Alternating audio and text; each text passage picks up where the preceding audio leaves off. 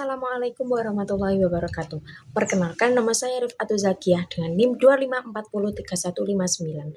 Video ini saya buat sebagai penunjang mata kuliah pengantar manajemen dengan dosen pengampu Bapak Nur Anwar dengan tema lingkungan dan etika dalam perusahaan. Saya akan sedikit menjelaskan tentang masalah dari kelompok 2 yang berjudul lingkungan dan etika dalam perusahaan. Perusahaan merupakan sebuah organisasi yang tak terpisahkan dari lingkungannya. Lingkungan ini baik internal maupun eksternal. Lingkungan internal maupun eksternal sangat mempengaruhi aktivitas bisnis perusahaan. Oleh karena itu, pemahaman lingkungan sangat penting agar perusahaan dapat bertahan dan menyesuaikan diri dengan perubahan yang terjadi. Keberhasilan perusahaan tidak hanya ditentukan oleh kemampuan menghadapi dinamika lingkungan, tetapi juga oleh penerapan etika.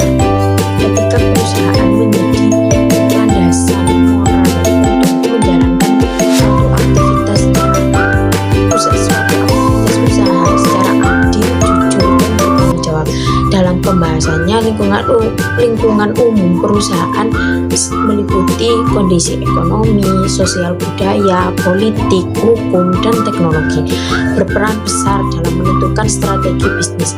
Misalnya, kondisi ekonomi yang lemah dapat menurunkan daya beli konsumen, sementara perkembangan teknologi mendorong perlunya inovasi agar perusahaan itu tetap menjadi relevan. Selain itu, perusahaan juga harus terus beradaptasi terhadap lingkungan eksternal yang dinamis, seperti dengan beralih ke sistem online dan otomatisasi akibat masuknya teknologi digital. Adaptasi yang cepat melalui strategi inovatif dan fleksibilitas operasional akan membuat perusahaan lebih kompetitif, dan di sisi lain faktor internal seperti kepemimpinan, budaya organisasi, sumber daya manusia yang kompeten, dan sistem manajemen adalah sebuah kunci dari keberhasilan. Faktor internal yang kuat ini sangat penting agar perusahaan siap menghadapi sebuah tantangan eksternal yang mendatang, dan yang tak kalah pentingnya adalah penerapan etika bisnis dan tanggung jawab sosial atau CSR. Perusahaan yang menjalankan operasinya secara jujur, adil, dan peduli pada lingkungan serta masyarakat akan mendapatkan citra positif dan meningkatkan kepercayaan publik.